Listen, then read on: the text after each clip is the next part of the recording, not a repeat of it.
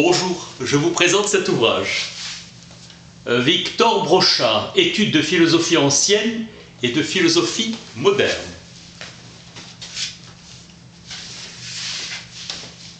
Initiative de Valentine Eugène Lambert au décès de Brochard de confier à Victor Delbos le soin de regrouper les articles en un livre. Articles épars des différentes revues en divers temps. Admirable professeur à la Sorbonne. Il adhéra à la doctrine de Renouvier, sans être un disciple passif. Renouvier s'était appliqué à montrer que la certitude n'est pas et ne peut pas être un état déterminé en nous par la présence et l'action d'une vérité impersonnelle, qu'elle est un acte auquel concourent la passion et la volonté. Il a combattu le dogmatisme métaphysique qui tient la connaissance vraie pour une fidèle représentation de réalité existant en soi et que tout objet de connaissance est relatif à la conscience. L'école pyrrhonienne, avait dit Renouvier, est la preuve vivante du rôle de la volonté dans la certitude. Il expose comment Arcésilas est venu au doute par une toute autre voie que Pyrrhon, en développant ce qu'avait de dubitatif et de négatif la philosophie socratique. Il s'attache avec prédilection à Carnéade et le réhabilite. Il analyse avec minutie l'exactitude des arguments d'Énésidème. Brochard définit par Socrate la vertu par la science. Avec Platon, la vertu suppose la science et fonction propre à chaque être. Zénon partagerait les idées de Parménide sur l'unité de l'être. Zénon sait que l'espace et le temps se comportent de la même façon, qu'ils sont ensemble, toujours et parallèlement divisibles à l'infini. Zénon mérite le nom de sophiste pour avoir invoqué l'argument de la flèche. Zénon affirme la réalité absolue de l'un. Parménide déclarait l'être continu. Les Éléates ont introduit dans la philosophie le concept du continu. La doctrine de Protagoras est dans son ensemble relativiste et sceptique. Protagoras affirme une réalité objective. Si l'homme mesure tout, il n'est pas tout. Il y a de l'être hors de lui. La doctrine de Protagoras est un relativisme objectif ou réaliste, mais ce n'est pas lui qui a le premier considéré les choses, les qualités des corps comme de pures apparences subjectives. C'est Démocrite. La connaissance sensible est essentiellement relative. Le moyen d'atteindre la vérité est de refuser toute valeur objective aux sensations sans distinction, ce que fit Démocrite. Les sensations, au lieu d'être l'expression de réalités extérieures semblables à elles, ne sont plus que des états du sujet, des états vides. Le lien qui unit l'être à la pensée, la réalité à la représentation, est rompu, moment décisif dans l'histoire de la philosophie. Le sujet est posé en opposition avec l'objet. La sensation était déclarée insuffisante et s'y adjoindra le raisonnement. Démocrite affirma l'existence réelle de deux choses, l'atome et le vide. Au mouvement, il fallait joindre un principe de stabilité, l'atome. La réalité difficile à atteindre n'est pas entièrement hors de notre prise. Idée de maintenir contre la critique négative du sophiste les droits de la science, tandis que le non-être de Platon paraît n'avoir qu'une existence toute relative. Démocrite fait du vide une réalité, une sorte d'absolu. Boutroux fait de Socrate le fondateur de la science morale, science ayant pour unique objet la détermination des concepts d'ordre pratique, aboutissant à des définitions. Socrate a défini la justice, l'observation des lois établies. L'oracle de Delphes l'a appelé le plus sage des hommes. Ne sachant rien, il était supérieur aux savants, car il ne croyait pas savoir ce qu'il ignorait. Socrate répète qu'il ne sait rien. Thèse de l'identité, de la science et de la vertu. Pour être vertueux, il faut savoir et il suffit de posséder la science pour être vertueux. Le bien, c'est l'utile. Socrate est un utilitaire. Le beau aussi est défini par l'utile, adapté à sa fin. Il est impossible qu'un homme sachant de science certaine où est le bien se porte vers le mal. Quand il s'agit d'évaluer les plaisirs, de déterminer ce qui est bien ou mal, nous devons les mesurer et c'est cela la science. La connaissance de la quantité réelle de plaisir. Nous cédons à l'attrait du mal par ignorance. Le bien, c'est agréable. Socrate soutient que certaines choses sont bonnes par elles-mêmes et contribuent à notre perfection intérieure. Socrate définit la vertu par la science. Il n'y a point de vertu sans la science. Pour être vertueux, il faut savoir. Avec Platon, la vertu est la fonction propre de chaque être. La vertu de l'homme est l'exercice de la raison. Définition reprise et complétée par Aristote. L'opinion est variable, la science ne comporte aucun changement. La raison seule peut l'atteindre.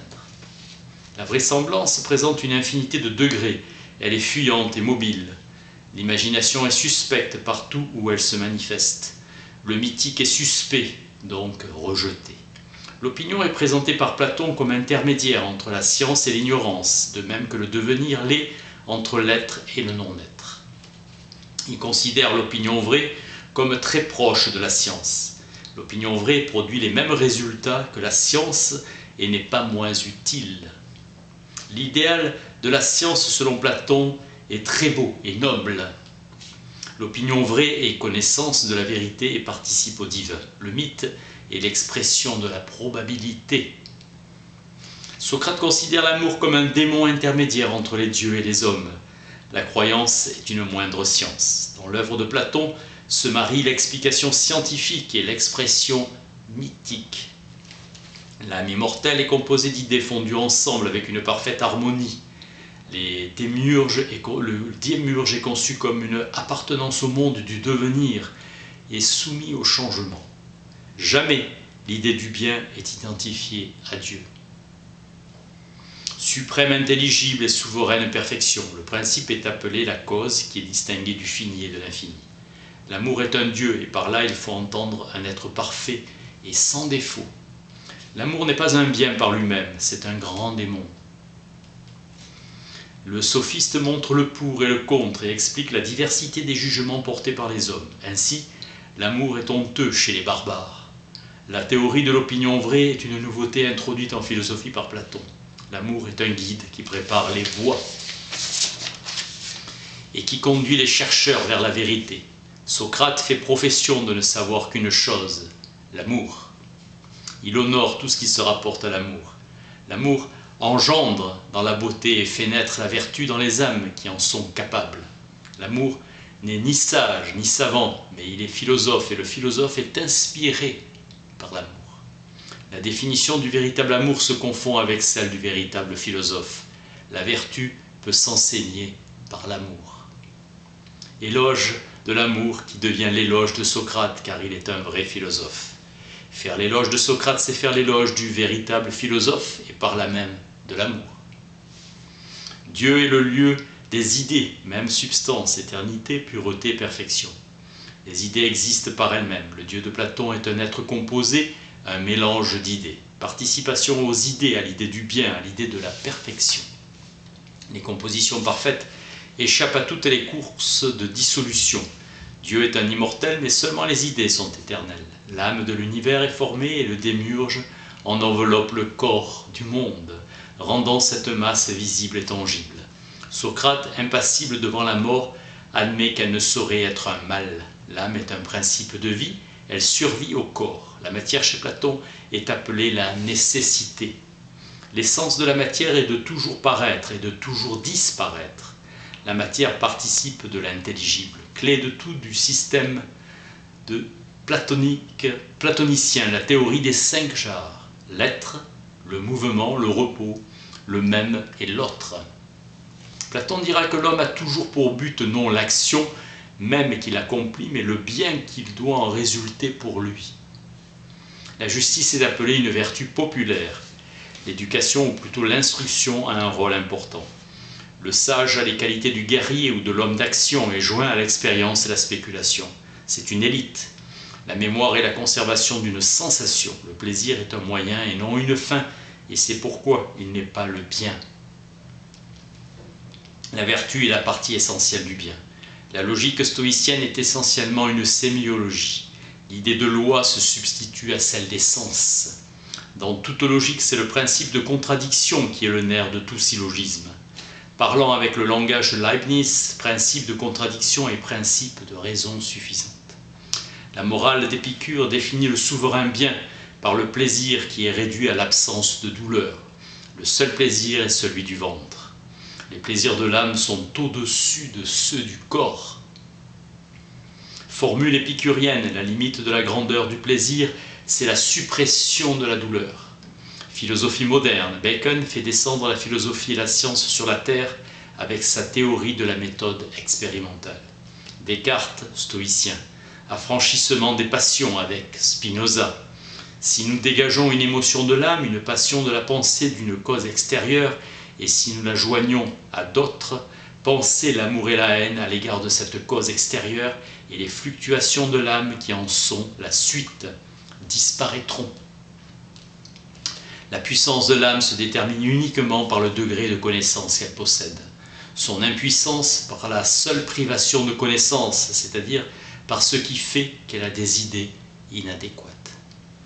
Mettre à la place de l'amour et de la haine le seul amour de Dieu, devenir actif en pensant, secret de la vie heureuse selon Spinoza. L'appétit n'est pas autre chose que l'essence de l'âme. Le désir est la même chose que la volonté. Laisser chacun entièrement libre de soutenir par la parole ou la plume n'importe quelle opinion pourvu que ses mœurs soient irréprochables. Spinoza était chrétien et sa conversion doit être prise au sérieux. Couchou fait de Jésus-Christ un spinoziste avant l'heure. Il croit en sa mission divine et communie avec Dieu en pensée. Spinoza est nominaliste et adversaire déclaré des universaux.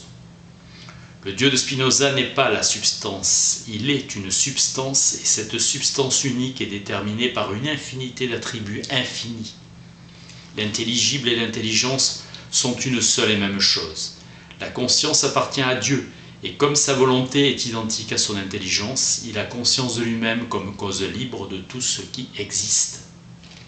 L'âme humaine est une partie de l'entendement infini de Dieu. Les hommes ont conscience de l'éternité de leur âme. Il appelle piété le désir de faire le bien dans une âme que la raison conduit. Les anciens Hébreux voyaient Dieu partout et lui rapportaient toutes choses. Avec Platon, Dieu est l'idée du bien, avec les stoïciens une raison, avec Aristote une pensée qui se pense elle-même.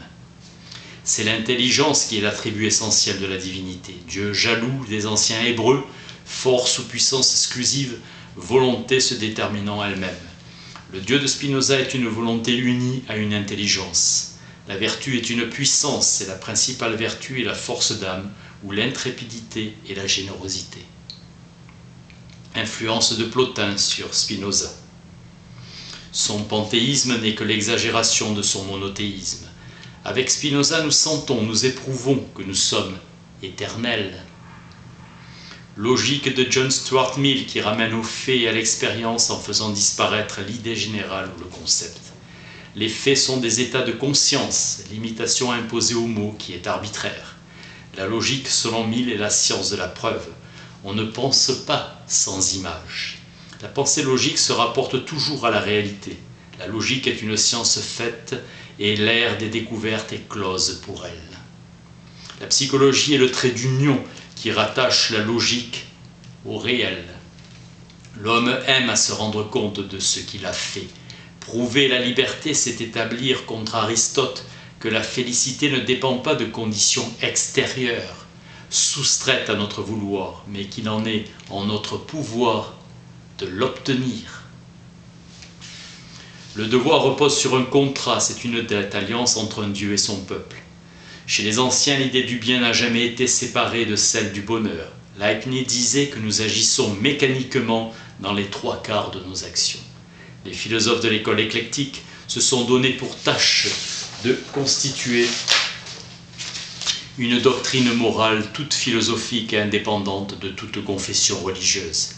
La vie de Francisque Bouillet a été celle d'un sage et d'un homme heureux, santé, aisance, une famille heureuse et prospère, de grands honneurs, et longue, verte vieillesse, des amis dévoués. Il s'est donné des vertus dont il démontrait la nécessité, et il a mieux fait que d'en écrire la théorie. Il les a prêchés d'exemple. Dans le tableau de sa vie heureuse, c'est à peine si l'on découvre la part d'ombre inséparable de toute condition humaine.